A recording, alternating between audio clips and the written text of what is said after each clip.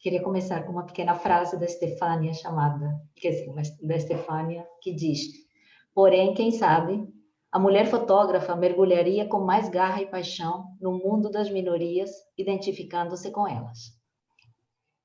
Boa noite a todos, sejam bem-vindos ao segundo dia do Fórum Stefânia Abril no plural. Tenho que me apresentar novamente, porque os registros são diferentes. Então, sou Eliana Pradilha, do Instituto Moreira Salles, uma mulher branca, cis, 57 anos, cabelos castanhos, presos atrás da cabeça e olhos castanhos puxados. Estou vestindo uma blusa azul com uma estampa meio indefinida e um cachecol preto, uso brincos e atrás de mim tem um armário branco.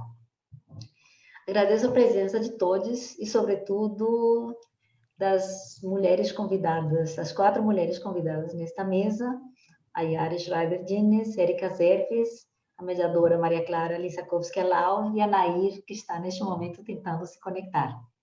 Essa mesa que hoje discutirá se e como, né, essas diversas facetas identitárias da Stefânia, quer dizer, ser mulher, ser judia, imigrante, se manifestam na obra, em sua obra e em sua trajetória. Então, é uma honra ter vocês aqui. Gostaria apenas de lembrar que as perguntas serão liberadas após a última apresentação na mesa e serão lidas pela mediadora. E peço que as perguntas se especifiquem para quem são endereçadas. Sem mais demora, eu apresento Maria Clara Lissakowski-Alau e ela vai fazer as apresentações das demais convidadas. Maria Clara é doutoranda e mestra em História pela Universidade Federal de Pelotas, onde ela está neste momento. É formada em História pela Universidade Federal do Rio Grande, pesquisadora do Laboratório de Política e Imagem, o LAP-UFPEL. Sua área de estudos abrange cultura visual, cidades, gênero e processos migratórios. Em sua tese de doutorado, estuda a obra da fotógrafa alemã naturalizada brasileira Hildegard Rosenthal, considerada pioneira em sua atuação no fotojornalismo no Brasil e com quem Stefânia manteve forte amizade. A Maria Clara é autora de Fechar os Olhos para Ver, discursos fotográficos de Stefânia Abril sobre a cidade de São Paulo, que foi apresentada no 15º Encontro Estadual de História, na UNPU, na Universidade de Passo Fundo, em julho do ano passado. Bom, bem-vinda, Maria Clara, e boa discussão para todos. Muito obrigada, Eliana. Boa noite a todos, todas e todes. Eu já vou me descrever. Eu sou uma mulher, cis, branca, cabelos escuros que estão soltos e olhos castanhos. Estou com uma blusa preta e uma manta azul claro. Também estou usando um fone preto e no meu fundo tem uma cortina cinza. Depois eu vou pedir para cada convidada, no seu momento de falar, que também se autodescreva. Gostaria de agradecer ao Instituto Moreira Salles pelo convite, especialmente a Eliana pelas nossas conversas e trocas para chegarmos até aqui hoje e a Maria pelo apoio estrutural e toda a equipe envolvida no projeto. Eu me sinto muito honrada em participar desse evento, discutindo e refletindo sobre Stefânia Abril, essa fotógrafa plural que também era crítica e curadora. A nossa mesa hoje é intitulada Questões de Identidade, Mulher Imigrante Judia na obra de Stefânia Abril, e as nossas palestrantes convidadas são a Nair Benedito, a Yara Schreiber-Dines e a Erika Zerves. Dessa forma, já vou apresentar a nossa primeira convidada. A Yara Schreiber-Dines, ela é antropóloga, historiadora, autora e curadora. É pós-doutora em fotografia pela Escola de Comunicação e Artes, ECA-USP. É pesquisadora associada do Laboratório de Imagem, Som e Antropologia, o LISA-USP, e do Grupo de Estudos de Antropologia Contemporânea em Araraquara.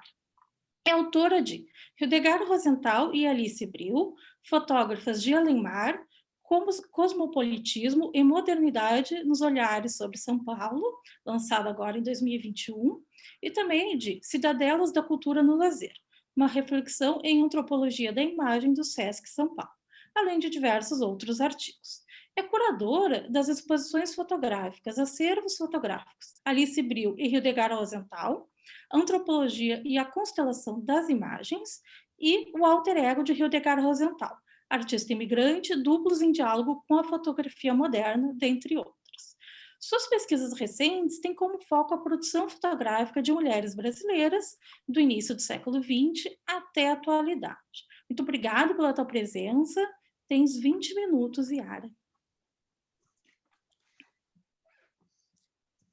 Boa noite.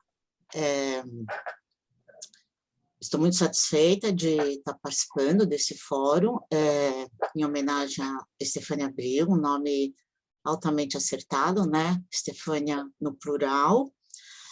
Então, gostaria muito de agradecer ao Instituto Moreira Salles por estar realizando esse evento e participando dessa mesa. Vou inicialmente me descrever.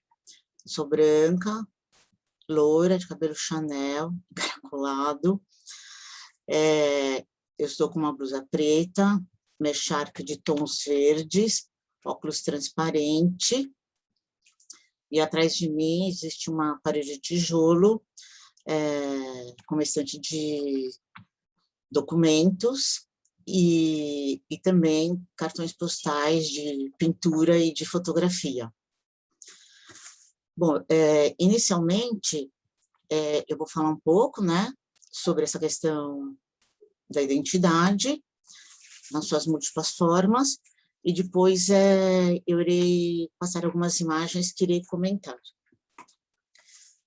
A ambição da presente apresentação é compreender a produção fotográfica de Estefânia Abril durante os anos de 1970 a 1990, de maneira integrada às suas múltiplas formas de identidade como fotógrafa, imigrante e judia. Deve-se ainda considerar que a atuação da fotógrafa como crítica, curadora e gestora cultural foi igualmente marcada pelas formas de identidade comentadas acima, sendo que ela se movimentou no meio profissional fortemente masculino. É importante considerar que, desde os anos 30, já haviam outras fotógrafas em São Paulo, também imigrantes, como Hildegard Rosenthal, Alice Brill, Sofia Pretzel, Irene Lent, Madame Stein, Edith Hoffmann, todas de origem judaica, provindas da Europa, de países como Alemanha, Hungria e Áustria. Assim como Gioconda Riso, que era descendente de imigrantes italianos e foi precursora na área já na década de 1910. Brill nasceu na cidade polonesa de Gdansk, mas foi em Bruxelas, na Bélgica, que obteve uma sólida formação em química, o que a ajudaria a capacitar-se como fotógrafa. A Polônia era o país com o maior número de judeus antes da Segunda Guerra, e a ascensão do nacionalsocialismo levaram Brill e seu marido Casimiro a deixarem para trás, juntamente com outros milhares de judeus, suas raízes históricas, construídas ao longo de gerações, para reconstruir suas vidas em outro lugar. O gosto pela fotografia fez de Brill uma obstinada da ação como fotógrafa, na crítica e ativação do campo da fotografia, quando foi curadora de exposições importantes e idealizadora de eventos. Procura-se, nesta apresentação, expor particularidades do olhar dessa fotógrafa imigrante que se dedica ao registro documental, num período que a cidade passa por fortes mudanças urbanas, social e econômica. É igualmente importante salientar peculiaridades de seu olhar, cuja marca pessoal foi o tratamento humanista dado aos seus temas. Brill abraça, ao longo da sua trajetória profissional, um amplo leque de agências e papéis sociais já citados, o que era incomum no período e mesmo até os dias de hoje. A minha intenção nessa apresentação, a respeito da fotógrafa Estefânia Brill, é expor algumas imagens de sua produção sobre Israel, Campos do Jordão, seu local de refúgio, e sobre a cidade de São Paulo, do cotidiano, das ruas, da periferia e de seus moradores, no intuito de compreender as filigranas do seu olhar, a forma como recortava e registrava a metrópole e as influências dos expoentes da fotografia que a marcaram. Estefânia conheceu o livro de Roman Vishniac, russo-estadunidense, Um Mundo Desaparecido, Cidades Judias, Pessoas Judias, de 1947, o que deve ter motivado em sua viagem a Israel, em 1976, a fotografar o bairro de Mea Shearim, em Jerusalém, onde habitam judeus ultra-ortodoxos, o que já existia desde o final do século XIX, sob uma ótica mais humana. O bairro situa-se perto das muralhas da cidade velha de Jerusalém. A apresentação busca expor aspectos da produção fotográfica de Bril, mapeando alguns percursos realizados em Jerusalém, em Campos do Jordão e na cidade de São Paulo, para detectar o passeio de seu olhar por esses espaços, comentando os principais focos dos seus registros, no intuito de compreender a linguagem fotográfica utilizada e a estética visual adotada. Conhecer as particularidades da visão desta fotógrafa imigrante, seu foco de registro documental, traz à tona o pioneirismo de sua produção, num período em que São Paulo está apresentando mudanças no campo da fotografia. A fotógrafa mostra o cotidiano das cidades citadas e seus moradores e o faz com um foco humanista da fotografia de calçada. Como dizia Cartier-Bresson, sua principal fonte de inspiração, além de Kertész e Brassai. Ela também trazia um olhar marcado pelo humor, a ironia e o uso da imagem associada à palavra, facetas singulares de Bril. Acompanhar a agência da fotógrafa neste período representa contextualizar sua ação na área de fotografia dentro de um circuito que buscava se estruturar melhor em todas as suas frentes de produção. Bril organizou, por exemplo, 2 eventos pioneiros na área, inspirados nos Les Rencontres d'Arles, no ano de 1978 e 1979, os encontros de fotografia em Campos de Jordão. A intenção do primeiro encontro foi firmar a linguagem fotográfica no campo artístico e incentivar um diálogo aberto com outras expressões visuais. Os 2 encontros promovidos em Campos de Jordão levaram ao fortalecimento da área de fotografia em São Paulo. Outro aspecto relevante a ser lembrado de Bril é que foi introdutora e divulgadora de obras marcantes da literatura internacional da fotografia, como A Câmera Clara, 1971, de Roland Barthes, e Sobre a Fotografia, de Susan Sontag, tendo feito a resenha sobre os 2 livros. Em relação à atuação das mulheres na imprensa, é somente a partir dos anos 1960 que as repórteres de redação passam a ter maior evidência, sendo que a situação dos freelancers é precarizada e a condição das mulheres dentro desses ambientes é mais fragilizada. Salientamos que o final dos anos 70 marca o início de uma crítica especializada na área, na imprensa. E Bril está dentro deste contexto, dessa crítica especializada, sendo uma de suas fomentadoras mais argutas. Este é o período também no qual as mulheres começam a ingressar em maior número em escolas de fotografias e passam também a fotografar mais intensamente em São Paulo.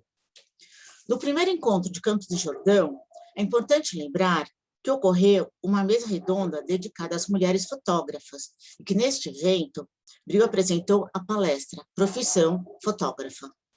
Da mesa redonda participaram ela, Kermilda Medina, Oney Cruz e Sheila Lerner. Ela tinha interesse sobre a contribuição particular das fotógrafas no campo da arte, assim como o reconhecimento como minoria, por ser sensível à questão dos direitos humanos, num sentido mais amplo, segundo Jacques Bril, sua filha. A artista escreveu algumas críticas no jornal Estado de São Paulo sobre fotógrafas, sendo que, no artigo As Linguagens Internacionais e Femininas na Fotografia, revista Iris, cuja edição é dedicada ao tema. Bril coloca que talvez as fotógrafas tenham maior sensibilidade para fazer registros de minorias, no sentido de uma afinidade com o tema, como acabou de falar há pouco a Eliana, e quem poderia falar bastante sobre isso também é a Nair Benedito. Na sua produção escrita, não veio à tona um olhar generificado, e nem se vê na fotografia um olhar feminino. Porém, fica a dúvida. Como Bril via, de fato, a produção de fotógrafas? Como lembra Mendes, estudar a exclusão da mulher na construção histórica, seria o caso de estudar a exclusão da mulher na construção histórica sobre a fotografia, ou o resgate da mulher na história da fotografia, ou, avançando, estabelecer uma história de gênero? Sobre a questão da imagem e gênero, o universo das artes, principalmente visuais, sempre se mostrou mais aberto à expressão da mulher, ainda que as produções se concentrassem quase sempre na esfera doméstica.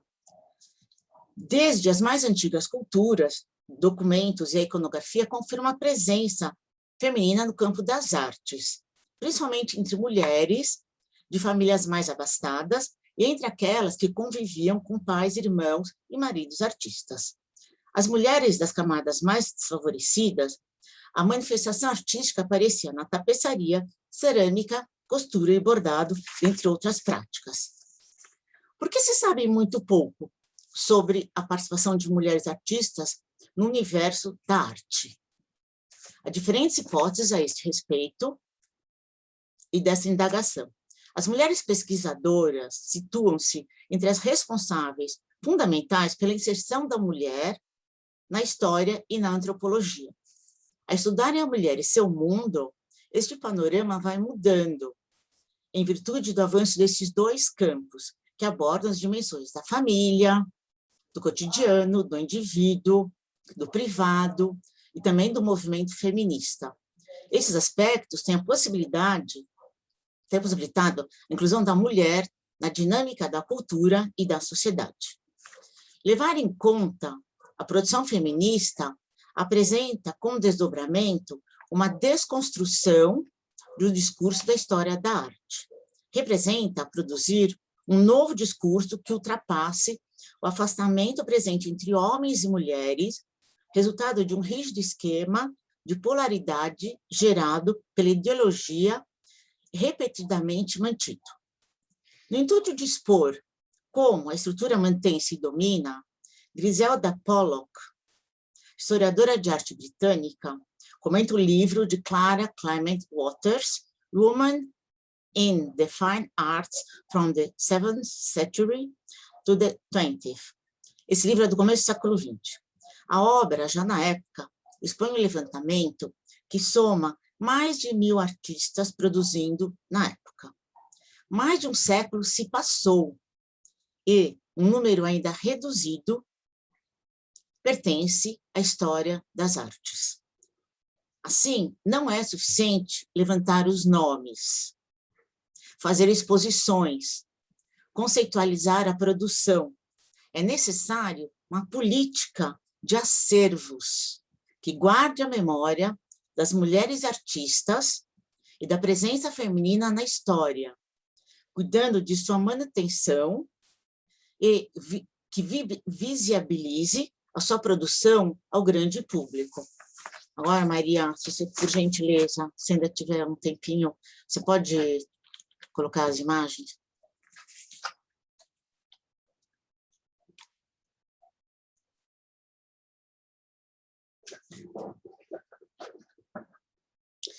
Bom, na verdade, eu queria colocar na frente da capa dessa apresentação a imagem da Estefânia, junto com Olne Cruz, e que o Boris Kossoi tirou a foto, que ela está rindo, e eles estão fazendo poesia na feira, escrevendo ternura num legume. Só que essa foto, percebi, já estava sendo usada pelo Instituto Moreira Salles para apresentar um evento anterior sobre a Estefânia.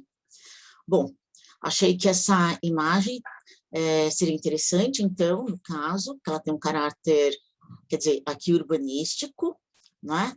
Mas que, na verdade, ela dialoga muito, além do urbanístico, no presente, com o momento contemporâneo.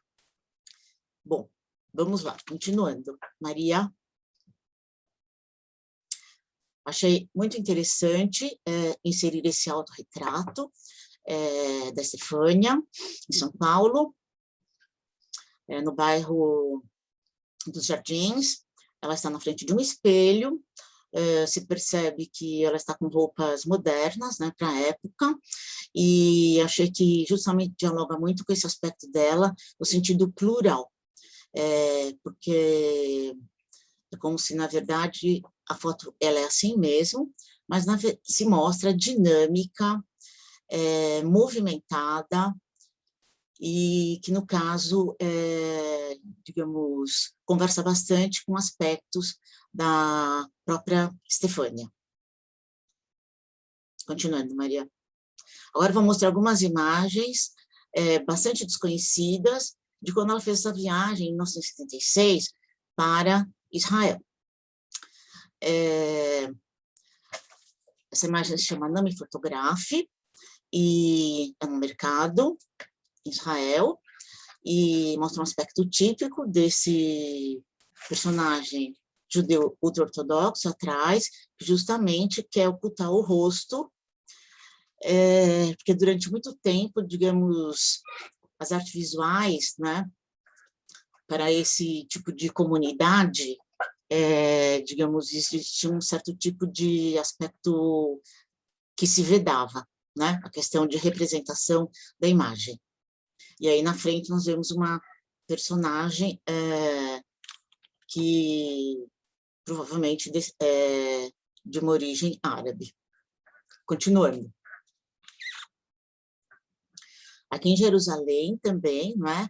Como vocês sabem, a Estefânia gostava muito de fotografar as ruas, os seus personagens e também práticas urbanas. Nesse caso, então, vemos esse personagem que também tem algum aspecto religioso, porque ele está usando esse solidel na cabeça e ocupando as ruas para exercer a sua profissão. Pode continuar. Essa imagem já é nesse bairro religioso, que existia desde o final do século XIX, que ficava fora, né, e perto, na verdade, de um dos muros de Jerusalém. Ai, peraí, só volta um pouquinho, por favor. Essa foto é nesse bairro, né, Mea Shearim, e a gente consegue ver esses meninos, né, na rua. Ela quis observar mais simplesmente a questão mesmo do cotidiano e dos pedestres, né, dos ocupantes, digamos, do espaço da rua. É interessante observar esse senhor idoso, com os trajes que, na verdade, provinham do tipo de traje que se usava no final do século XIX, ainda na Europa ocidental. E esses meninos, mesmo que eles estão brincando na rua, eles também mostram o uso de aspectos religiosos, seja o solidel, seja esse tecido que sai da calça, que se chama tzitzit, e que o solidel, como os tzitzit, mostram, na verdade, a questão de respeito a Deus e a tentativa de lembrar dos mandamentos da religião judaica. Esse senhor, provavelmente, ele deve ser um estudioso de longa data da Torá, sendo que a gente percebe a questão da postura corporal dele bastante recurvada. Continuando. Aí esses meninos, mesmo brincando na rua, também, né, com esses mesmos tipos de traje, como brincam com qualquer criança normal, mas moram nesse bairro religioso.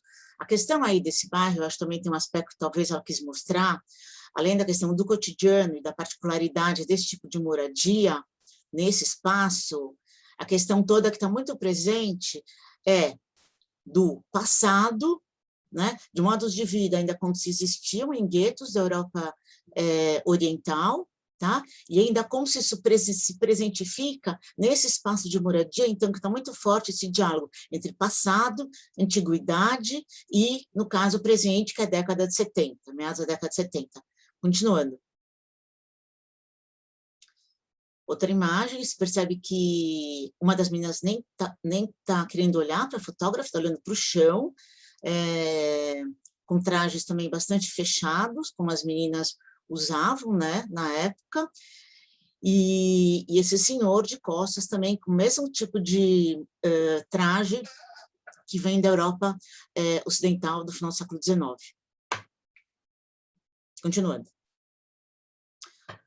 Aqui é um dos muros, né, de Jerusalém, e a gente vê, então, um soldado no alto, fazendo uma atuação de defesa, e a gente vê essa marca, né, da presença também dos povos árabes, que é essa escrita, no caso, na parte inferior da imagem. Continuando. Aqui é outra cidade, que é Belém, né? Na época, então, era muito ocupada por essa esse outro, no caso, por povos árabes, né? E aí é interessante ficar observando também na rua, né?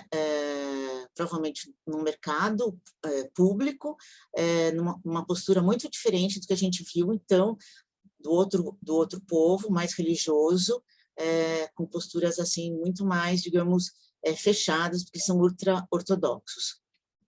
Continuando. Aqui, né, então, esse outro tipo de personagem, que também circulava ainda nessa época nas cidades, não é? No caso, com esse tipo de prática, ainda associada ao meio rural, né, que a gente vê essas cabras, né?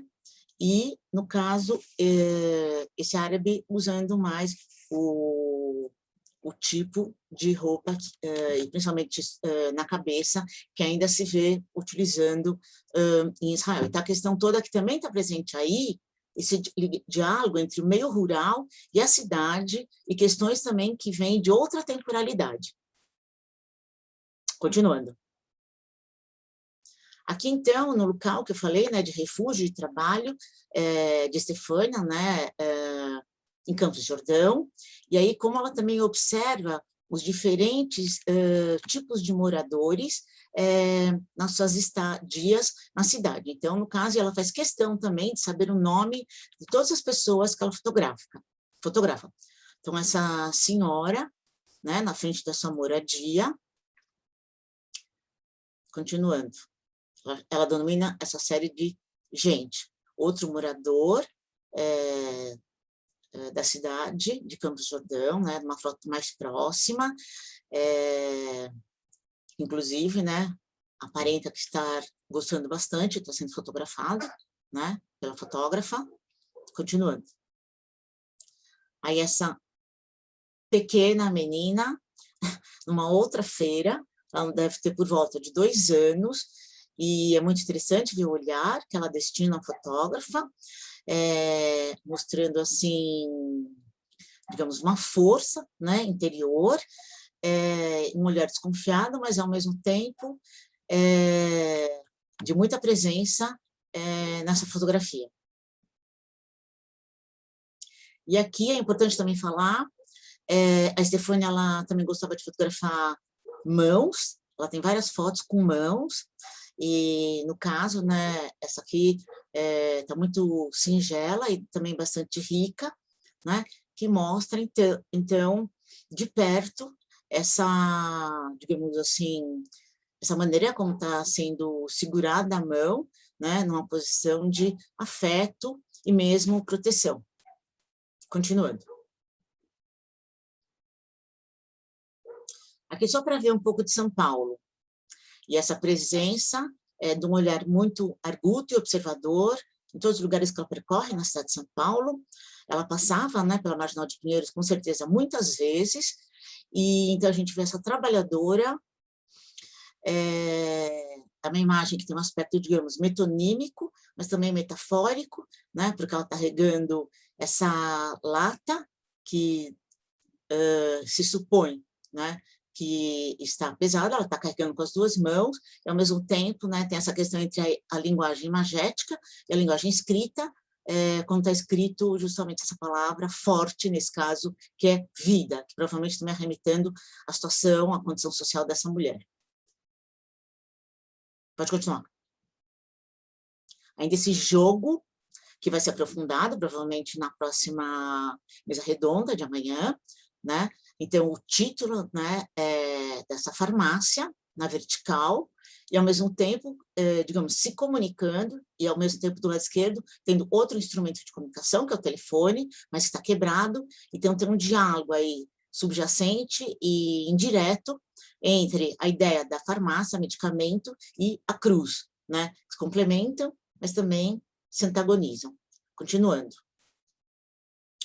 E aqui, acho que algumas pessoas sabem, ela fotografou bastante pessoas deitadas. Inclusive, eu sugiro que até se possa fazer uma relação entre o trabalho dela, essa série, com fotos também de pessoas deitadas na rua ou sentadas, que ela também tem, com fotos de Pierre Verger, na Bahia, em Salvador. Então, no caso, eu acho que não tem só a questão do elemento material, ou do ferro, do aspecto geométrico, tem que lembrar que ela é uma pessoa imigrante, e que lá, justamente na Europa, da época que ela veio, as posturas físicas corporais não são as mesmas que tem no Brasil. Então, eu acho que ultrapassa a questão dos aspectos geométricos, entendeu? E das formas, e tem uma questão também da postura corporal, que ela encontra aqui, no caso, em São Paulo, que é uma postura corporal em diversas pessoas que ela fotografa dessa maneira, que é um aspecto também lúdico, né? E de quebra do tempo do trabalho, como no caso dessa pessoa aqui, está lendo uma revista na rua, deitado no chão, de uma forma simples e despojada. Continuando. Já vai acabar. Bom, essa foto também, maravilhosa, incrível, esse jogo todo de palavras, ocultamento, na verdade, desse STP, não é? Que está ocultando, na verdade, o não, né? Então, na verdade, também fica um aspecto dúbio, como se, na verdade, esse motorista recusa passageiros, né? Então, é um aspecto também irônico e, digamos, brincalhão. Continuando. Aqui aquela mesma foto, só que não como eu intervi, né? E que, na verdade, está mostrando, né, um minhocão. É claro que essas pessoas não podem mesmo ultrapassar pela direita, porque correm perigo, mas, mesmo assim, ela mostra como isso é enfatizado aí, dessa maneira. Continuando. Aqui, novamente, né, esse olhar arguto, sensível, não é? Esse jogo entre o outdoor e, digamos, essa, entre aspas, realidade, né, que a gente vê esse cavalo ao vivo, né? Então, ao mesmo tempo, tem o jockey como local de diversão, local lúdico, né, de camadas mais abastecidas. Nós estamos na época do Natal, e parece que esse cavalo, no caso, né, esse ser animal, não está muito gostando, né, de todo o peso que ele está gostando. Então, é muito interessante esse jogo de dois planos que a fotógrafa faz. Continuando. Ótima imagem. Então, não podemos esquecer que ela fez isso também nos anos 70, que ela também observou, como foi citado, aliás, no texto da Maria Clara, a questão da Bienal, né, que tem ela achou essa palavra Bienal no espaço da rua, né, e então ela tem esse ensaio também sobre arte sai à rua. Então, no caso, é um trabalhador do meio artístico, mas que foi flagrado instantaneamente. No caso, então, também a gente nem vê a personalidade, não vê traços do rosto, digamos, desse trabalhador, mas, então, ele está tocando, né, nos seios dessa obra de arte. Então, também tem alguns aspectos muito leves, irônicos, da parte dela. Bom, da bibliografia, muito obrigada. Vamos em frente.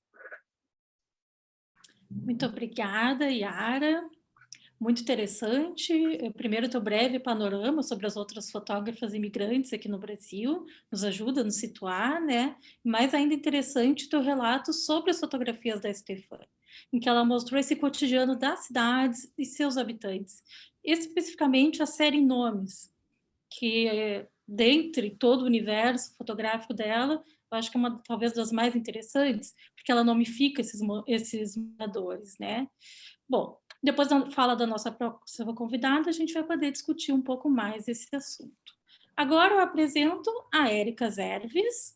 Ela é formada em Filosofia, é doutora em História pela Unicamp, com estágio sanduíche da École de Haute Étude em Ciências Sociales de Paris, realizou pós-doutorado no MAC, na USP, pesquisando a fotografia humanista em seus diversos aspectos e dimensões políticas.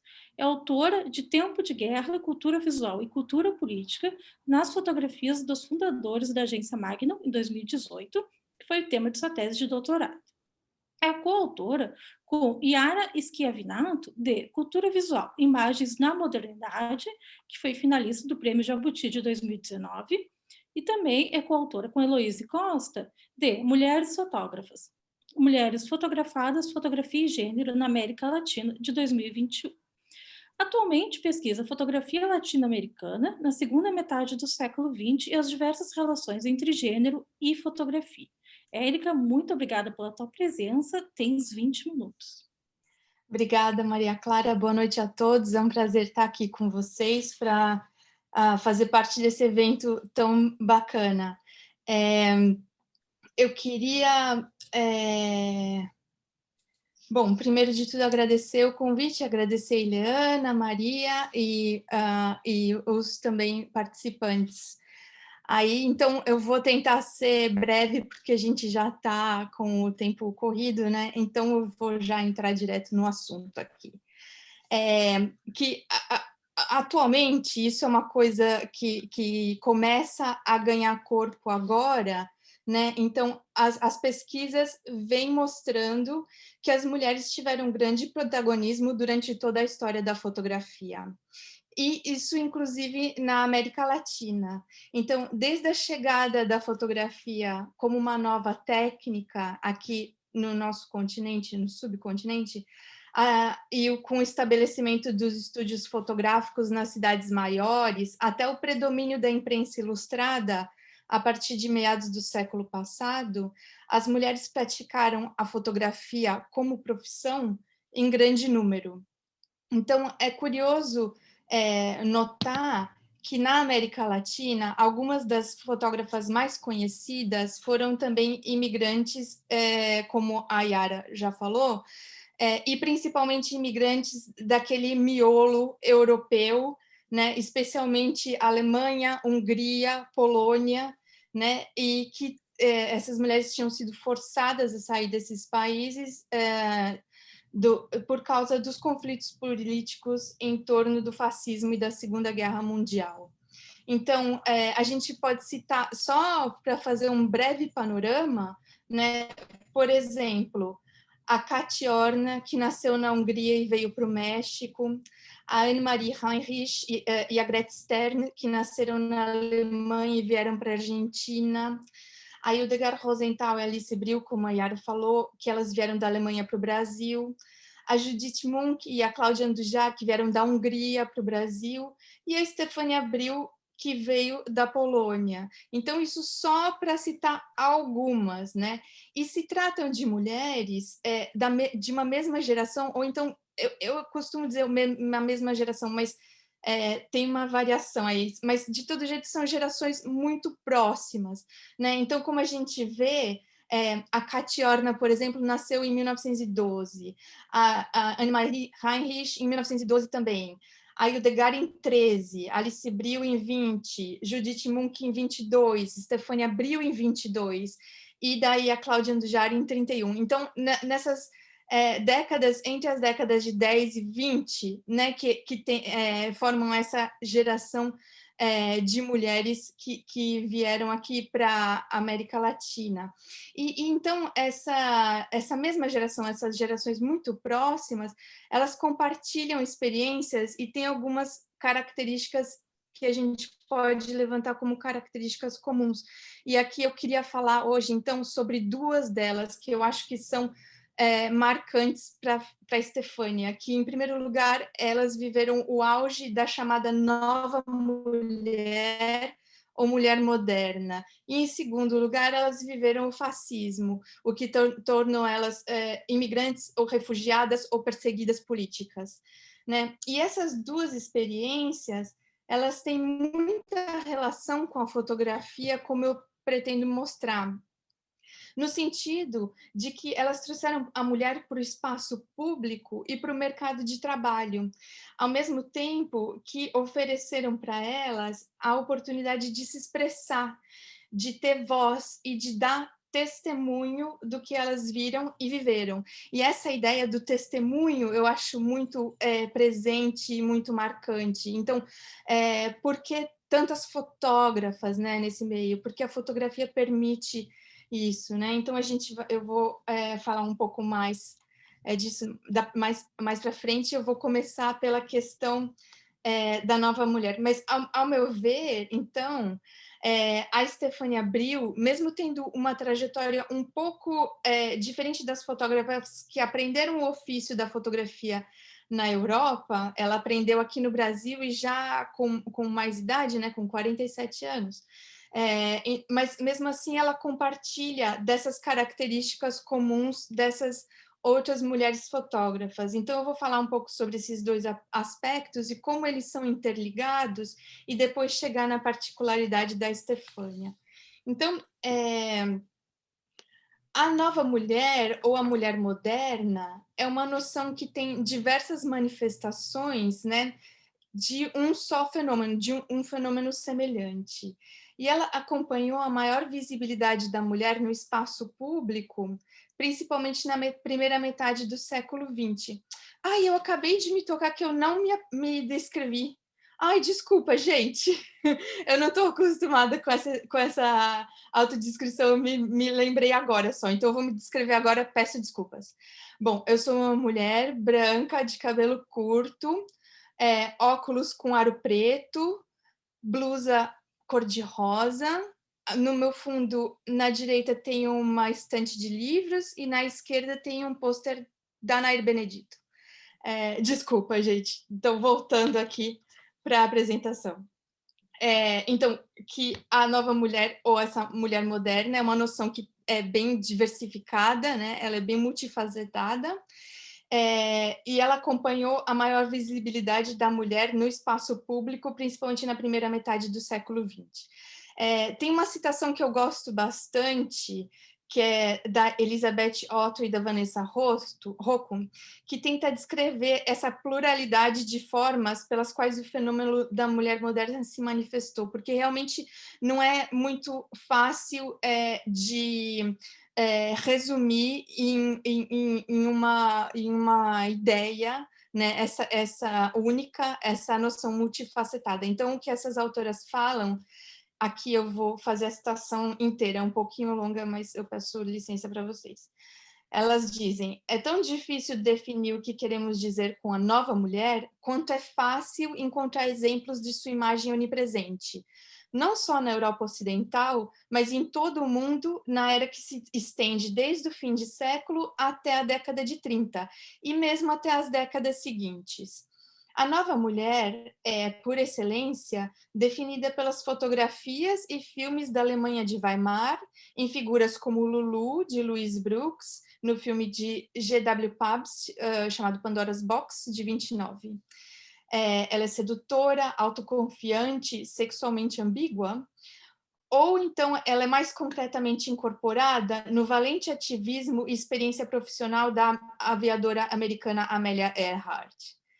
É a nova mulher imaginada como vamp ou sedutora apenas um avatar atualizado de um topos feminino tradicional?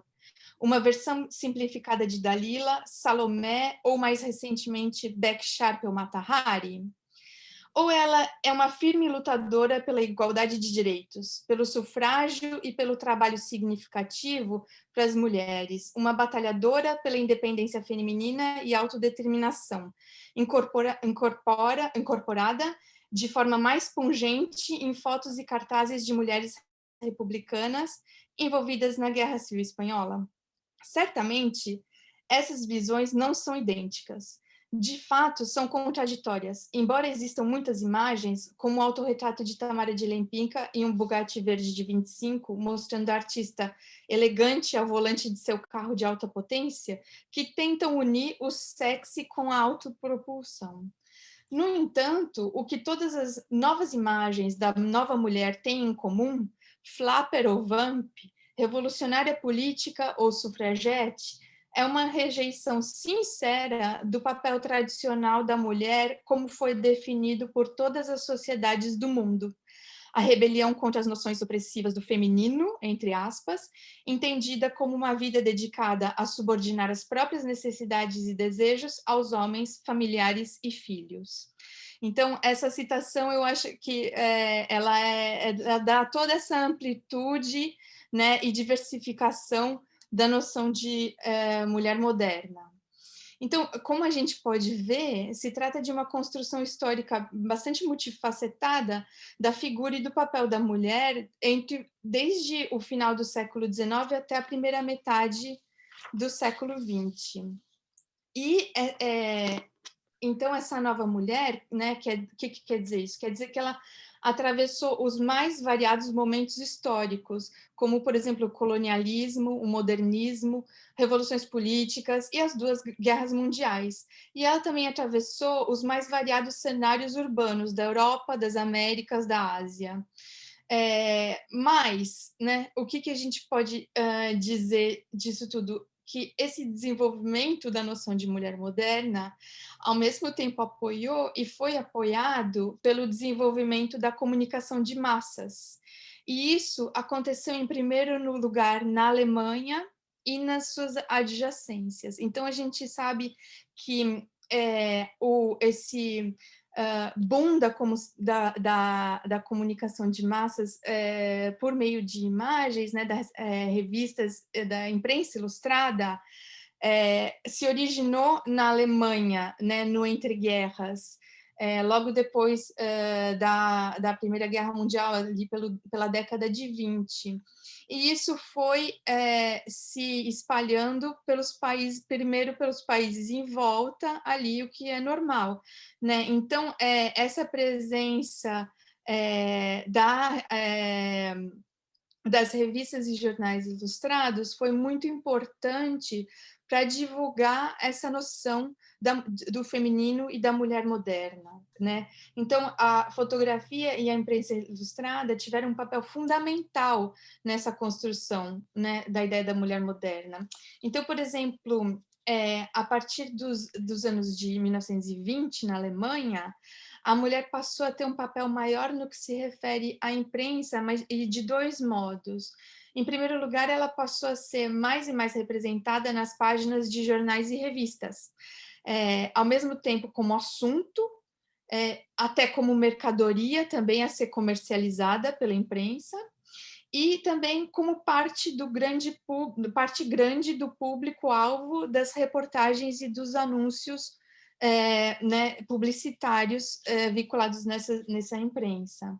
E, em segundo lugar, ela também começou a ser mais presente entre os profissionais de imprensa, inclusive como fotógrafa. E isso, então, começou primeiro na Alemanha, depois foi passando para os países adjacentes e depois tomou, né, como a gente sabe, o resto do mundo. Então, aqui a gente pode começar a pensar que as mulheres estavam conquistando alguma igualdade mais concreta, né, na Europa do entreguerras, mas é discutível até que ponto essas representações da nova mulher foram, né, como uma mulher mais emancipada, como uma mulher mais presente no espaço público, como uma mulher mais detentora de um certo poder, né? É discutível até que ponto essas representações da nova mulher foram transportadas para a vida cotidiana das mulheres reais. Né? Então, o papel concreto das mulheres na esfera pública não sofreu nenhuma mudança drástica, a não ser a presença das mulheres na força de trabalho. E, portanto, a realocação do papel econômico delas, que ganhou força depois da Primeira Guerra Mundial. Então, essa dimensão econômica é limitada, mas ela não pode ser ignorada. E, né, as milhares de jovens mulheres que entraram para o mercado de trabalho depois da Primeira Guerra Mundial causaram um grande impacto na percepção social nos anos seguintes, nos anos que se seguiram à Segunda Guerra. A Primeira Guerra e também a Segunda Guerra, porque isso se repetiu, né? Durante a Segunda Guerra, as mulheres entrando com mais força no mercado de trabalho, porque os homens, lógico, foram para a guerra, né? Então, só para dar um exemplo, a bibliografia indica que o censo alemão de 1925 registrou a presença de 1,5 milhão de mulheres que trabalhavam para se sustentar, o que significava mais de 35% da força de trabalho total do país. Então, são números significativos, né? Então, portanto, a nova mulher, né, não era um mero mito da imprensa ou uma ilusão paranoica de cientistas sociais, mas uma realidade que podia ser analisada e documentada. Então, ao mesmo tempo que ela não chega a ser uma transformação drástica, ela também não pode ser ignorada, né? Existiu, sim, uma mudança ali que está bem relacionada a essa mulher moderna. Então, não é por acaso, né, que é precisamente nessa chave econômica que o acesso feminino à profissão da fotografia vai se dar. Né? A fotografia era, nas primeiras décadas do século XX, uma das poucas profissões socialmente aceitas para mulheres, a qual muitas recorreram, bem como uma das poucas possibilidades de continuidade de estudos. Deixa eu só. As jovens, na maioria das vezes, deixavam as cidades natais e viajavam para estudar nos grandes centros. E havia escolas de fotografia em Viena, Hamburgo, Dresden, Berlim, entre outras cidades grandes. Então, a gente vê que é esse miolo mesmo, né, da Alemanha e a Áustria e o entorno que começa a pipocar essas escolas de fotografia para mulheres, né? Então, aconteceu assim uma convergência de situações na Europa entre guerras que possibilitaram a presença de mulheres na fotografia, mas não só na fotografia, como no ofício da fotografia, na fotografia como profissão. Né? Então, ao mesmo tempo que a noção de mulher moderna ia abrindo espaço para jovens mulheres buscarem maior independência a partir do trabalho, elas também puderam receber uma educação mais liberal. A foto, então, mesmo que não contasse naquele momento com o status de arte que ela veio ter depois, abriu para as filhas, principalmente das classes médias, uma profissão que possibilitava a expressão criativa. Por outro lado, especialmente na Europa continental do final da década de 20 e também na década de 30, as famílias de classe média foram perdendo a segurança financeira por conta da inflação, do antissemitismo, dos problemas sociais e políticos, né, vividos no período dessa ascensão do fascismo e tudo. Assim, quando foi necessário, essa geração de jovens treinadas em fotografia pôde também assumir a fotografia como profissão e dessa vez para o próprio sustento. Isso tudo em um momento em que estava se consolidando a formação de uma indústria de comunicação de massas baseada na imagem. Então, a gente vê como naquele momento e naquele lugar específico, né, geográfico, tudo está ocorrendo de forma a convergir para essa mulher moderna optar também pela fotografia. Né? Então, por que eu queria trazer toda essa história, né, dos primórdios, para dizer que quando que a Estefânia ela faz parte dessa geração, né, dessas mulheres, e ela sempre foi voltada para uma vida profissional. Então, mesmo que ela começou a fotografar só com 47 anos, antes disso ela teve uma carreira profissional bem longeva na indústria química, né? Mas é interessante pensar que quando ela começa lá a fotografar nos seus 47 anos, ela faz lá as primeiras fotos dela das tulipas lá que ela né, que ela planta e tudo, mas ela não fica nisso, ela não fica nesse âmbito privado. Ela transforma o fazer fotográfico, essa nova paixão dela, em uma profissão. Ela não confina o entusiasmo dela com a fotografia para o ambiente privado. Ela leva isso para o espaço público, para o profissional, e de diversas formas, né? Não só fotografando como profissão, mas também ela escreve sobre fotografia, ela publica isso na imprensa, ela participa e organiza eventos que vão ser fundamentais para a profissionalização da fotografia e para a institucionalização da fotografia no Brasil, né? Então, e aqui a gente pode citar vários exemplos, né? Então, os encontros de Campos do Jordão, né? Que foram pioneiros, e eu estou pensando, eu sempre penso na participação dela no colóquio latino-americano de fotografia, que foi uma das grandes iniciativas de profissionalizar e institucionalizar a fotografia na América Latina. Então, todos esses aspectos, né? Então, quando ela contribui para o debate público sobre a fotografia, ela também, por outro lado, numa questão pessoal, ela reivindica ter voz e expressão, né? Então, a mesma coisa mostra as imagens que ela fez, né? As fotografias que ela fez e que a Yara mostrou várias delas.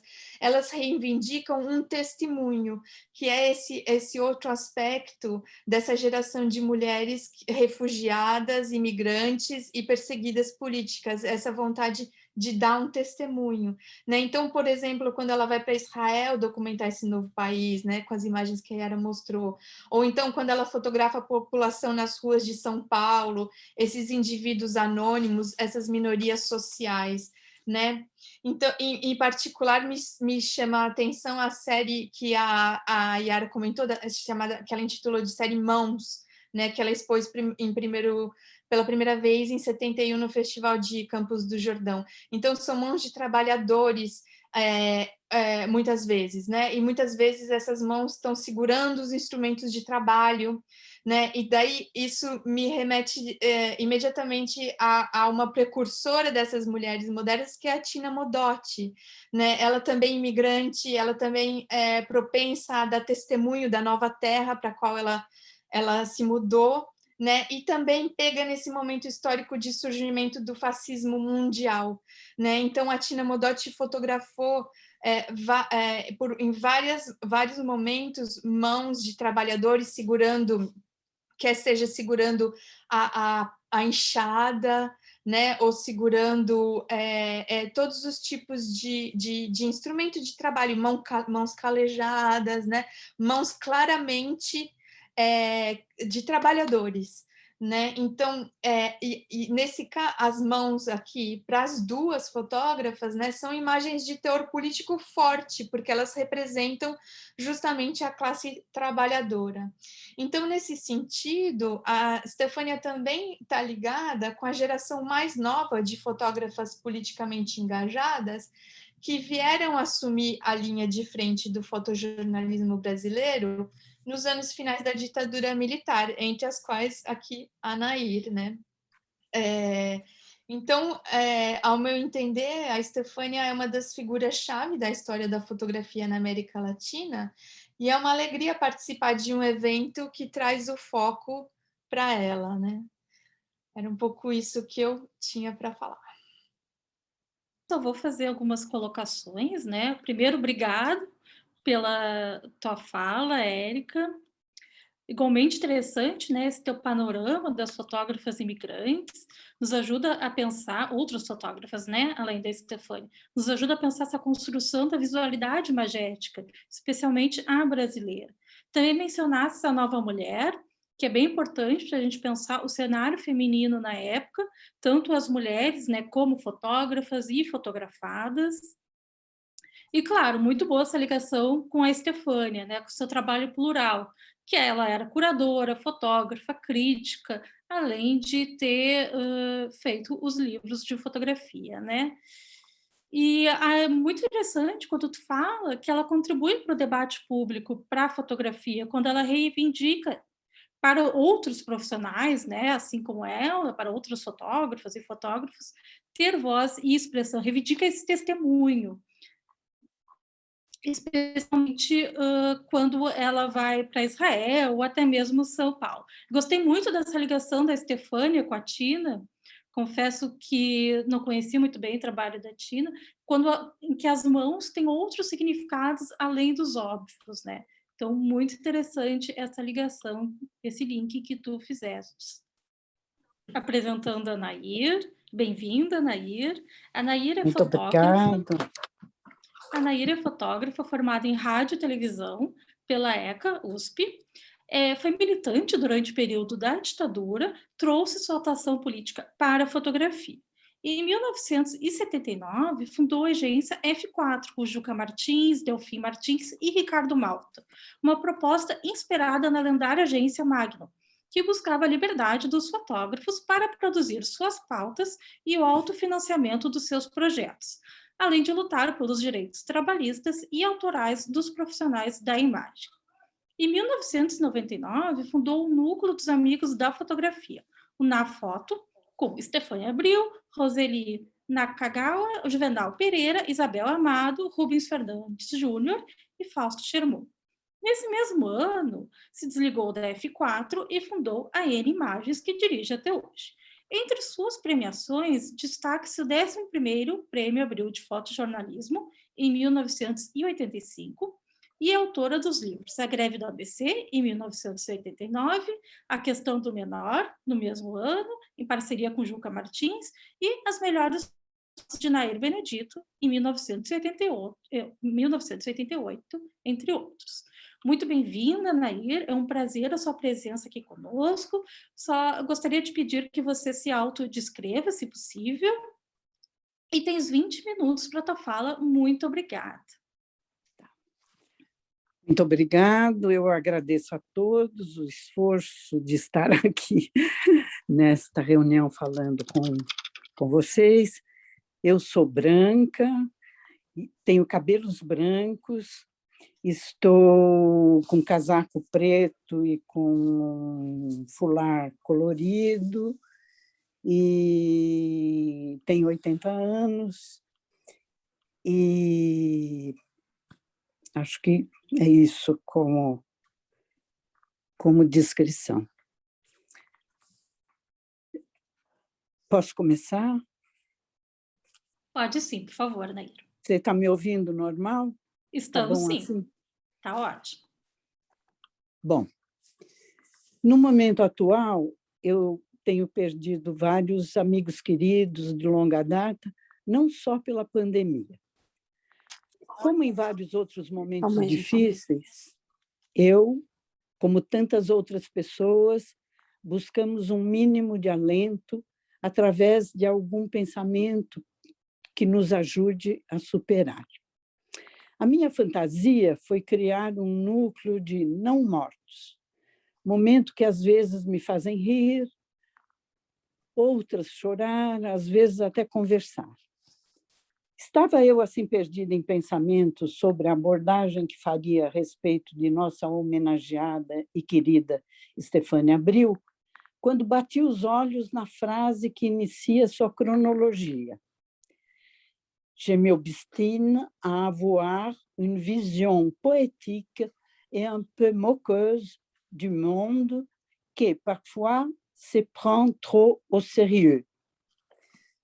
Bateu essa frase, como um recado roseano. E assim, inúmeras imagens emergiram dela.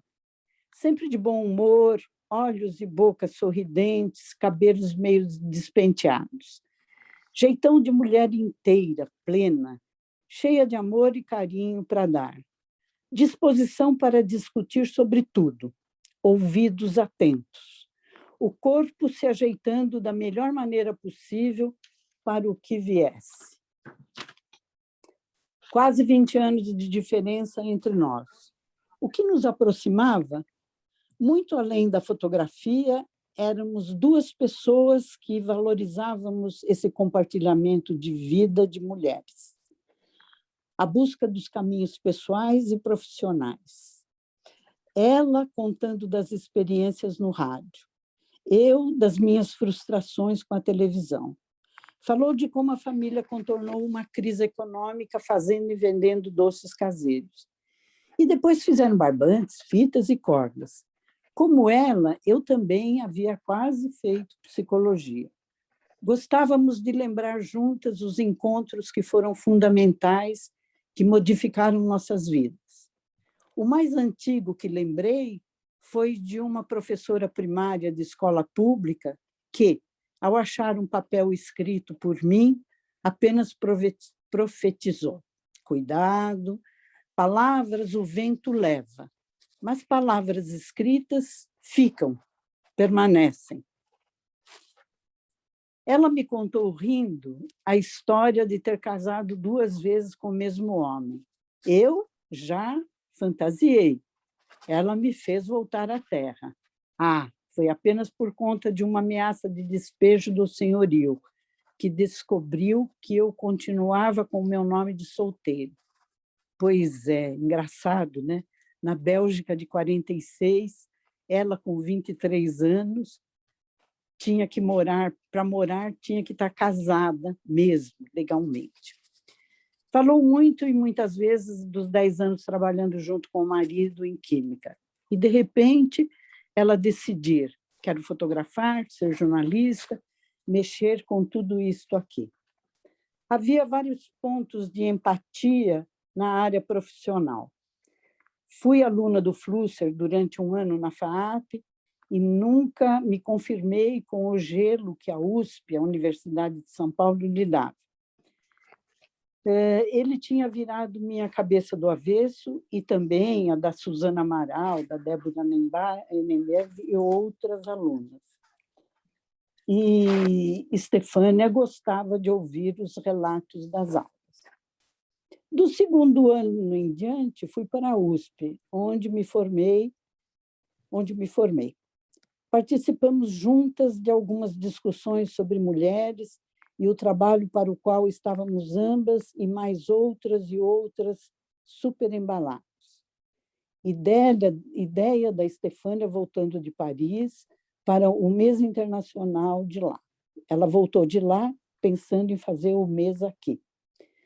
Lembro bem do dia que ela foi para o hospital, assim, de repente, e ficamos vários, entre fotógrafos e outros, esperando notícias.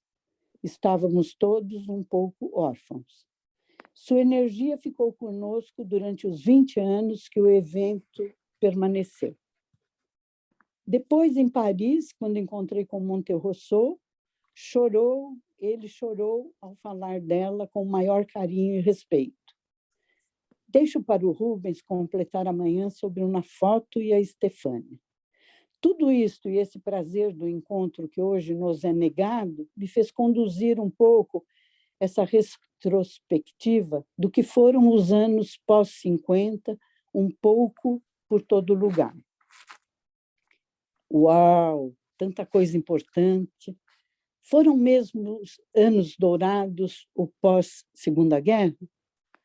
A corrida espacial entre Estados Unidos e Rússia e o homem chegando à Lua pela primeira vez em 1969, os contraceptivos e a famosa pílula na década de 60 foi o quê? O biquíni, a minissaia, a liberalização dos corpos, os cabelos longos dos homens, o fazer amor e não guerra, o Vietnã, Nanterre 68, a revolução sexual. É muita coisa importante. Vou parar por aqui e terminar falando de 2 eventos que, a meu ver, estão vivíssimos em tudo que está acontecendo conosco no mundo inteiro. Falar um pouco da geração Beat e o relatório Kinsey, tão e tão presentes na vida cotidiana. A geração Beat foi um movimento literário dos anos 50 e 60, uma verdadeira escola de resistência contra uma sociedade de ansiedades e angústias. Ficaram muito conhecidos Allen Ginsberg, Jacques Kerouac e William Burroughs. Allen viveu de 1926 a 1977. Tinha mãe com sérios problemas psicológicos. Sua homossexualidade reprimida, na época, era crime, é bom lembrar. O Ivo, seu poema super conhecido, era um verdadeiro grito. Jacques Kerouac, 1922-1969, família de imigrantes católicos franco-canadenses, largou a universidade e a marinha. On the Road, de 1957, é um parágrafo de 36 metros, feito em 3 semanas. William Burroughs, 1914-1997, de família aristocrata americana, era boêmio e desregrado. Tinha problemas com a polícia por causa de drogas e era colecionador de armas. Numa noite de festas, matou sem querer a esposa e foi condenado e foi viver em Tanger, onde escreveu Almoço Nu, em 1959, considerado um dos romances mais importantes do século XX. Nos anos 50, se você fosse homem, tinha direito de ser rebelde. Se você fosse mulher, a família te internava, te interditava. Cheguei a conhecer aqui, no Brasil, duas jovens de família abastada que tinha acontecido exatamente isso. Elas tinham sido enviadas para bem longe. Engraçado que nessa geração beat, durante muito tempo, eu achei que só existia homens. E depois de muito tempo de ler para cá e para lá, fui descobrindo que as mulheres, apesar de atuantes e produtivas, ficaram silenciadas. Um dos inúmeros casos de mulheres silenciadas. Aliás, todos os livros que se faz de mulheres, atualmente mulheres fotógrafas, por exemplo, existe essa discussão das mulheres. Na literatura, muitas mulheres escreviam, mas os maridos punham os seus nomes. Tem uma escritora espanhola, Rosa Monteiro, que eu gosto muito, que fez um livro só sobre esses casos. Só para informação de alguns, cito alguns nomes de mulheres importantes na geração beat.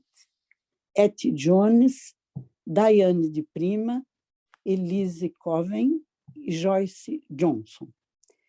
Por que eu estou falando delas? Porque, recentemente, com o crescimento do movimento Vidas Negras Importam, foi trazido a público várias poesias e citações das mulheres, particularmente de Diane de Prima, que morreu recentemente e foi muito, muito lembrada em muitos países.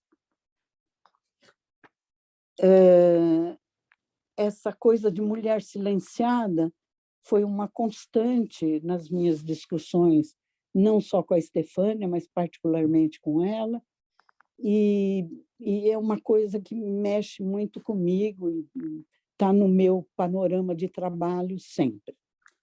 Também quero falar aqui de uma coisa que se chamou Relatório Kinsey, pelo que ele representou e pelo que ele ainda representa. O impacto que causou e ainda causa, por toda a mudança de perfil da sociedade, por tudo que ainda estamos vivendo hoje, pela negação do que está explícito nas ruas do mundo, na população do mundo, que ainda a maioria prefere fingir que não vê. O polêmico Alfred Charles Kinsey, digo polêmico porque falar em sexo nos Estados Unidos do início do século XX era profundamente amedrontador.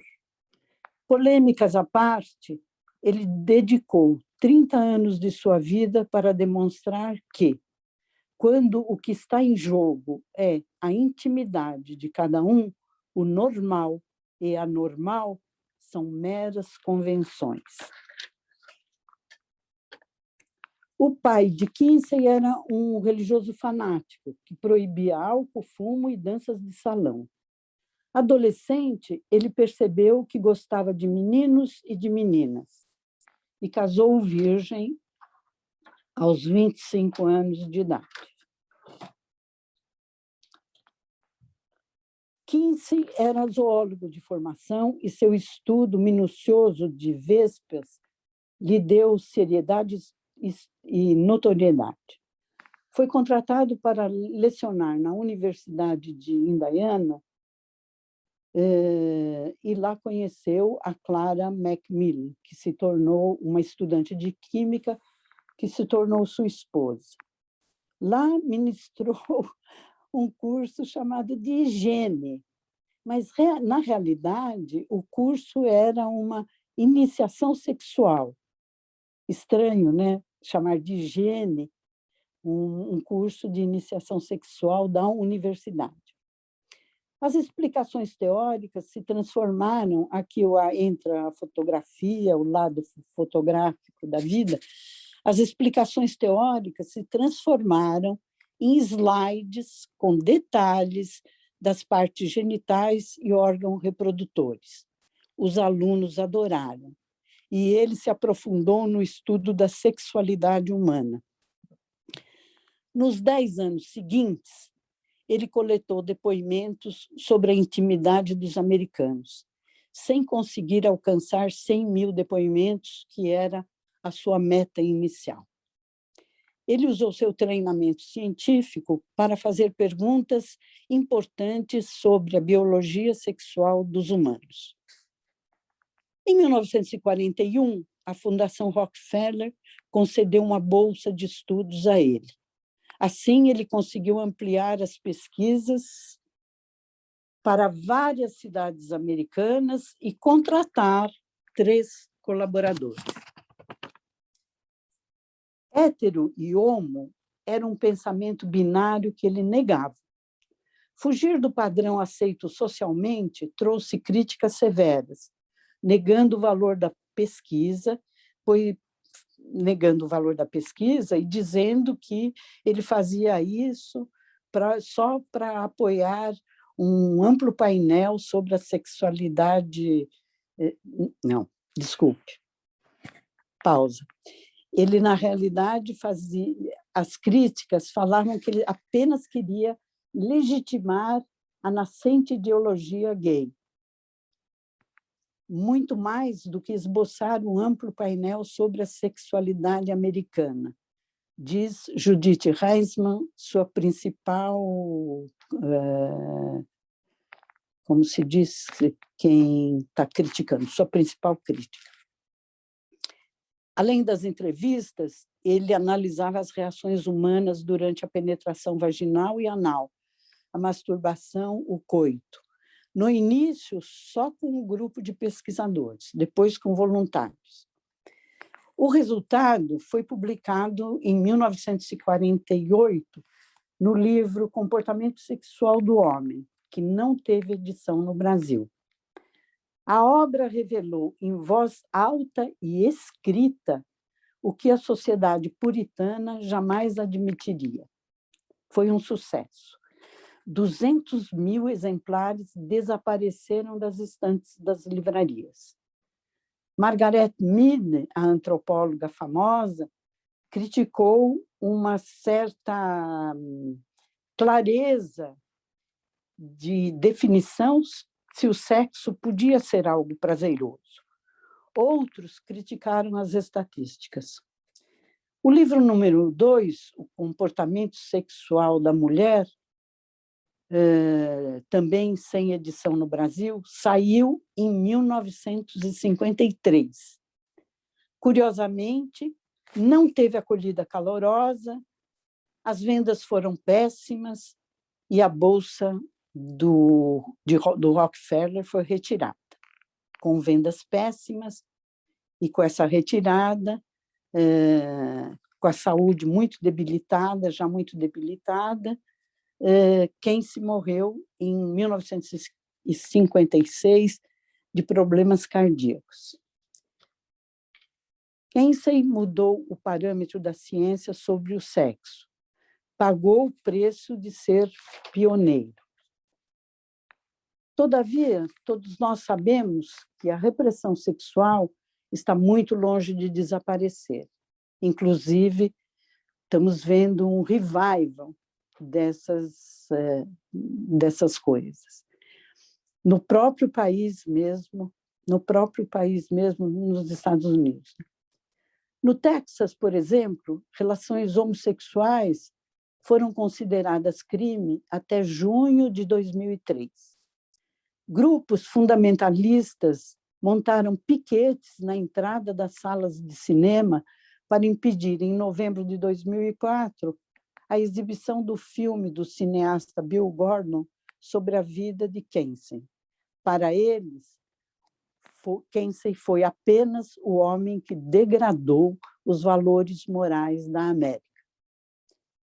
No governo Bush, eu acho que de 2001 a 2009 ou 2010, a liberdade sexual foi considerada libertinagem e pregavam a abstinência de relações sexuais até o casamento, como era feito em 1938 nos cursos de higiene da universidade.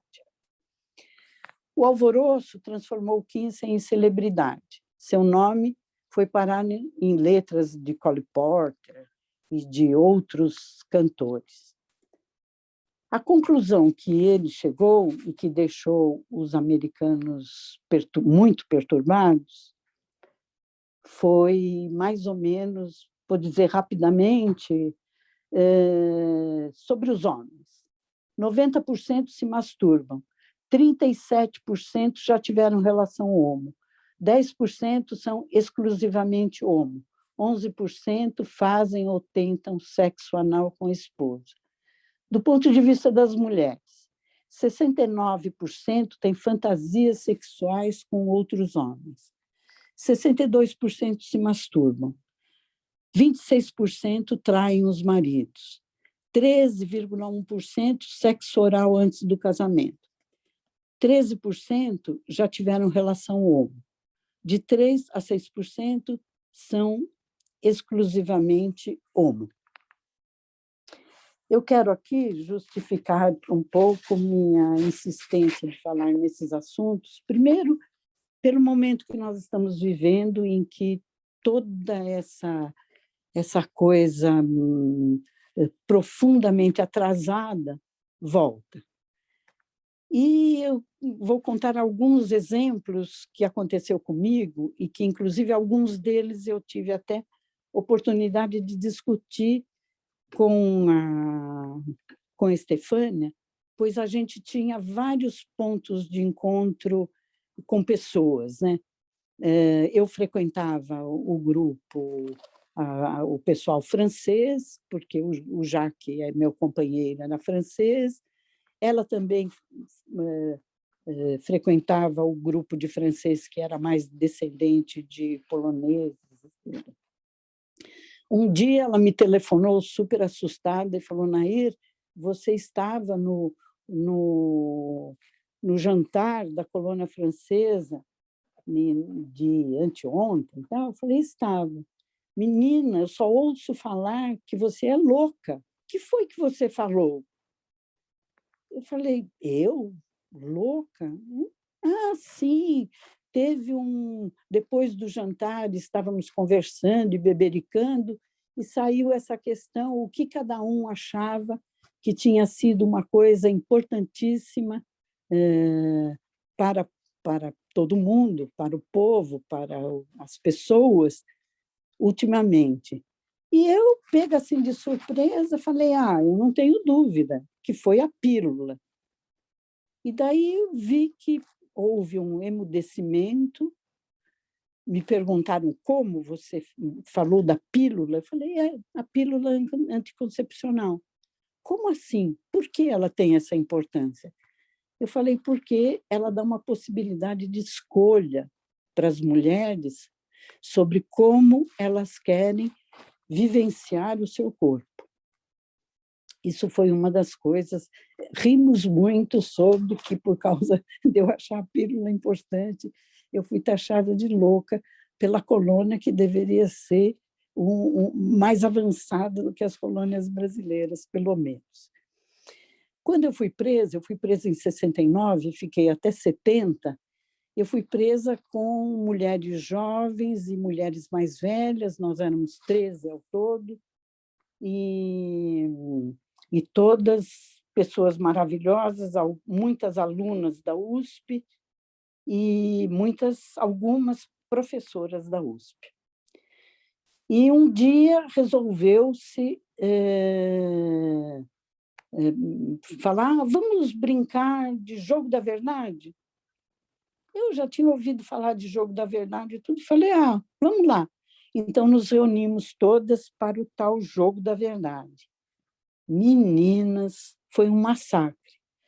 Todo mundo falando que eu falava em sexo, que eu acordava falando que sentia falta, e que não sei o quê, e que isso incomodava, e que era absurdo e tal. Bom, eu, durante a primeira parte, fiquei ouvindo. Depois, falei, bom, eu peço desculpas a vocês se o meu comportamento incomoda dessa maneira, porque, para mim, sexo é uma coisa normal da minha vida e não achei que falar disso incomodava tanto. Mas agora eu queria saber, e no resto, nas outras coisas? Como é que é? Não, nas outras coisas você é ótima, você gosta de fazer comidas diferentes, você está em todas as reuniões de estudo e tal. Falei, então só o sexo atrapalha, o resto está tudo certo. E daí foi muito bom, porque nós começamos a brincar sobre isso, porque ficou tão evidente que era isso, que a gente começou a brincar. Depois, se eu tiver tempo, eu falo de algumas brincadeiras. Mas outra coisa que me fez pensar nisso seriamente, no meu depoimento de hoje, seriamente, eu ouvi um antigo não, mas vamos dizer, uma palestra do Drauzio Varela, esse médico que tem sido um primor sobre nos alertar sobre a Covid e tal. E o Drauzio Varela contou a seguinte coisa, que eu anotei, porque achei importantíssima, que durante a questão da AIDS, os médicos fizeram tudo direitinho, fizeram o prontuário sobre procedimento e tal, e depois de vários meses que já tinham feito todo esse procedimento e tal, ele viu que não diminuía a questão da AIDS. Daí foram verificar o que acontecia. E ele percebeu que, na realidade, a maioria da população, o grosso da população, não havia entendido o que eles tinham escrito e falado. Então, por exemplo, o mais perigoso é o momento da penetração. Ninguém sabe o que foi entendido por eles, mas ninguém se precavia durante a penetração. Eu achei isso tão importante, porque eu sempre acho que a ciência tem que ajudar o ser humano. E ajudar o ser humano, além dos estudos e das coisas, é falar coisas que ele entenda, que ele saiba o que está sendo falado.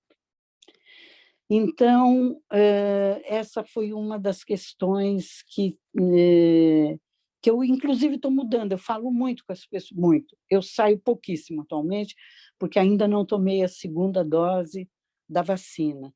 Mas todas as vezes que eu saio, eu lembro dessa coisa do Drauzio Varela e tento falar numa linguagem que todos com quem eu falo, os poucos, né, são sempre muito poucos,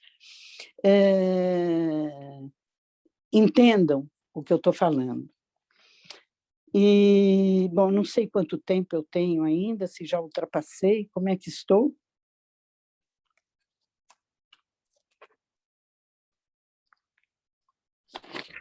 Oi, Nair. Se tu já puder te encaminhar para o final, eu te agradeço. Opa. O final, eu queria terminar em função de tudo isso que a gente está vivendo, falando, não falando e tal. Eu queria falar com um texto bem pequenininho do Guimarães Rosa, de quem eu sou fã adoidada. Ele tem uma frase que diz o seguinte, e eu espero que um dia a gente chegue lá. Um dia ainda vai entrar em desuso matar gente. Esse é um dos meus sonhos atuais e quero muito compartilhar com todos vocês. Muito obrigada. Muito obrigada, Nair. Só para esclarecer o nosso público, a Nair está sem câmera, mas é importante que a gente conseguiu te ouvir. E que deleite te ouvir, né? E ouvir esse relato do teu encontro com a Estefânia, da tua própria vida, e estamos curiosos para saber como foi esse processo da Anafoto, que a gente vai ouvir amanhã com o Rubens. Temos tempo para perguntas? Eu pensei pensando na fala de vocês, eu pensei em uma pergunta, uma colocação para que a gente possa discutir. Nas fotografias da Estefânia, especialmente nos registros, né, que a gente viu hoje, que estão disponíveis no site do MS, a fotógrafa, o espectador e também o fotografado, né, e a fotografada são cúmplices daquele momento. Estão compartilhando daquela ocasião e elaborando significados para aquele registro. E nós, como observadores, somos convidados a esse diálogo mental e emocional. A gente mergulha naquele cenário junto daquelas pessoas retratadas. E também no âmbito da crítica, a Estefânia se integrava ao outro. Era aberta à mensagem da fotografia do outro e da outra profissional. E todos esses elementos, né, seja Estefânia como fotógrafa, como crítica, como curadora, e depois publicado livros, são constituidores da sua identidade, né, sendo essa plural, já fazendo o link com o nome do nosso fórum. Então, sendo essas breves considerações, eu gostaria que vocês mencionassem como vocês enxergam essas questões identitárias, né, da obra da Estefânia, né, das identitárias dela como um todo. Eu entendo que o ser mulher não é constituidor de um olhar diferente, já vi algumas entrevistas que vocês mesmos mencionam, né, essa questão. Mas todo esse aparato, ser uma mulher judia, imigrante, tendo passado por vários processos migratórios, tendo morado e transitado por vários países da Europa até fixar residência no Brasil em 1950, talvez tenha influenciado esse fazer artístico.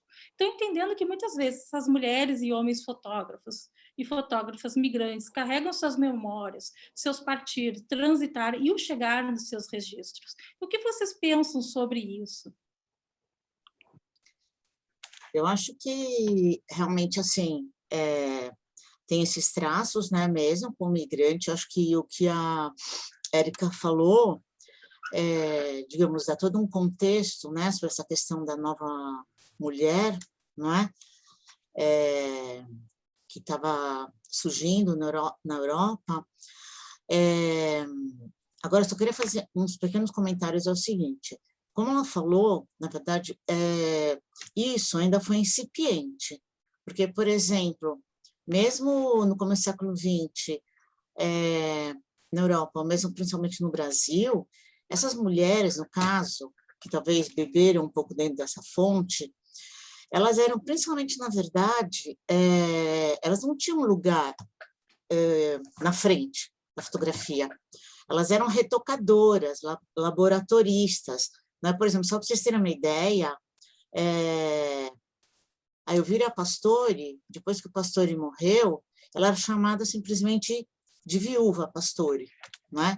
Só para vocês terem uma ideia da dificuldade que era isso nesse período dos anos 20 e 30. Mas, por exemplo, esse pano de fundo que justamente a Érica falou, eu acho que realmente a Estefânia, em termos que a gente poderia falar de formação intelectual, cultura visual, ela claro que ela foi influenciada por tudo isso, certo? Na verdade, é muito curioso essa postura do marido, né, da Estefânia, que ele queria muito que os dois trabalhassem junto, e como depois, mais tarde, ela realmente, né, ela conquista o espaço dela. E para ver essa força interior que ela tinha, que ela justamente pôde desempenhar esses vários papéis sociais.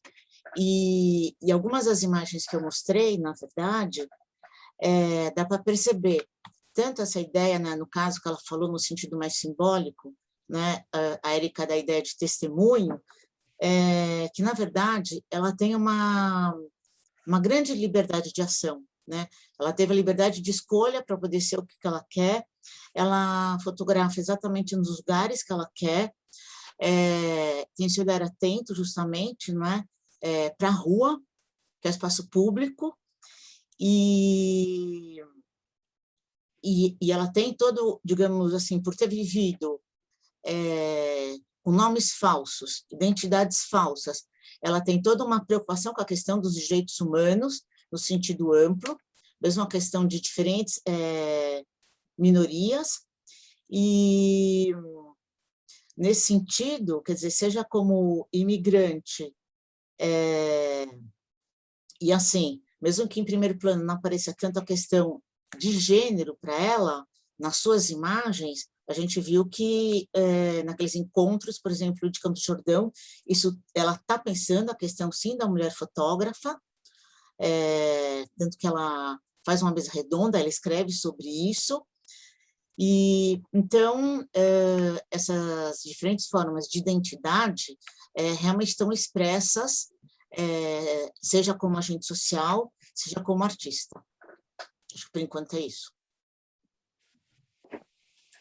Bom, pensando um pouco, né, como você propôs essa reflexão e continuando um pouco nessa mesma toada da Yara, se a gente pensa na história da fotografia, existem vários outros casos e vem assim na minha cabeça, por exemplo, o David Seymour Shin, que também foi treinado em química e se tornou fotógrafo.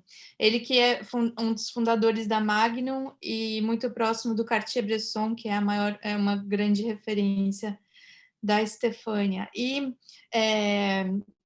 a gente lê, né, na bibliografia extensivamente que a fotografia é um dos meios preferidos de imigrantes e de refugiados, né? Então, isso é muito comum, né? Por exemplo, por diversos motivos. Principalmente porque quando a pessoa chega num país novo, se ela não fala a língua, mesmo assim ela pode se expressar através da imagem. A fotografia sequer comum ou entendida por muitos como uma linguagem universal. Ou então a bibliografia levanta também que a questão de ser como chama, uma profissão relativamente fácil, porque a pessoa só precisaria de uma câmera, e então é uma coisa que ela consegue levar na mala com ela, né? Então o instrumento de trabalho é uma coisa. Mas eu vejo no caso da Stefania, como ela estava tão profundamente ligada com essa geração da qual ela faz parte, e no caso dela, e no caso de muitos outros também, eu diria que além dessa questão toda material e de linguagem e tal, existe essa vontade do testemunho mesmo, essa vontade de ver e de comunicar e de dar testemunho, né, e de ter a voz. Então, eu vejo isso no trabalho dela de muitas formas, como eu falei na minha apresentação. E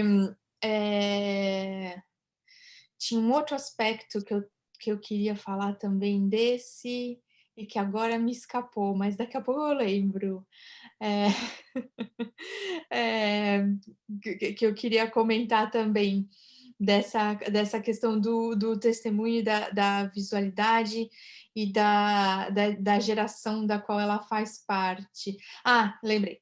Porque dá para ver também que ela está muito em diálogo com a cultura visual europeia, da qual a geração dela faz parte também, e a gente vê uma predominância do trabalho crítico dela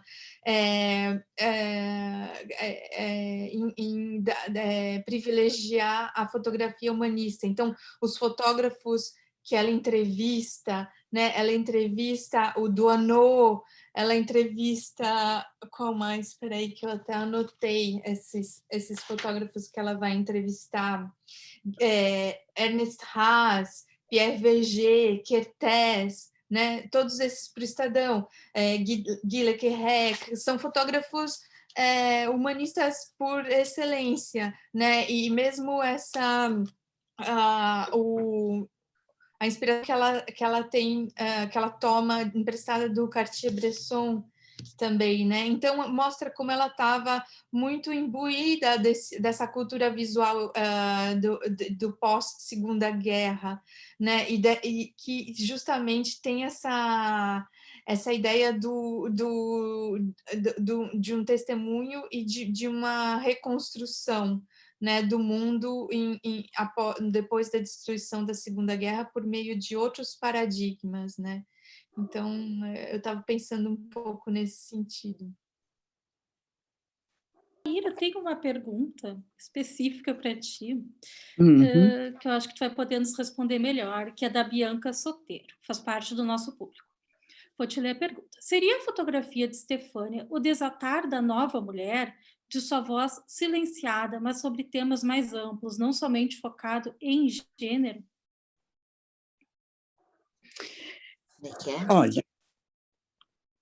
Olha, eu acho o seguinte, que a Stefânia, ela, quando eu vejo hoje as discussões de fotógrafos e tal, me incomoda muito sempre a fotografia ser colocada à parte. A fotografia faz parte desse mundo, ela está dentro. E nós, enquanto fotógrafos, devemos estar atentos. Sabe? Claro, a fotografia é nosso foco, nossa tesão, nossa paixão e tal, mas o mundo ao redor, eu acho que nisso, até quando eu falei com a Eliana, eu falei uma coisa que sempre me chamou a atenção. Inclusive, eu estou falando isso, parece que eu estou vendo aquele riso meio zombeteiro dela. Quando falava qualquer coisa, ela falava, mas é mesmo isso e tal? Ou então vamos fazer isso? Um pouco um ar assim de contravenção que sempre tinha nas conversas. Eu acho que a Stefânia, assim, o mundo era um mundo, entendeu? Nada do que era... Sei lá, tem uma frase até que nada do que é o ser humano, nada que corresponde ao ser humano me é indiferente. Eu acho que o encanto da Stefânia, um dos encantos, eu acho que era justamente, primeiro, isso, né? Ela entrou num campo masculino, ela não era nenhuma pin-up, então ela tinha dificuldades mais fortes ainda que uma mulher mais jovem e tal, e ela se entendia muito bem. Eu acho que ela estava sempre... Ela tinha muito amigos jovens, ela conversava muito com a juventude, e ela é uma pessoa assim que... Ela era todo ouvidos para o que der e viesse. Era uma pessoa... A meu ver, ela estava... Quando eu vejo esse mundo restrito que nós estamos hoje, em quase todas as áreas, eu acho que ela já naquele tempo, ela estava sempre muito mais ampla, muito mais grande angular, para falar numa linguagem de fotografia.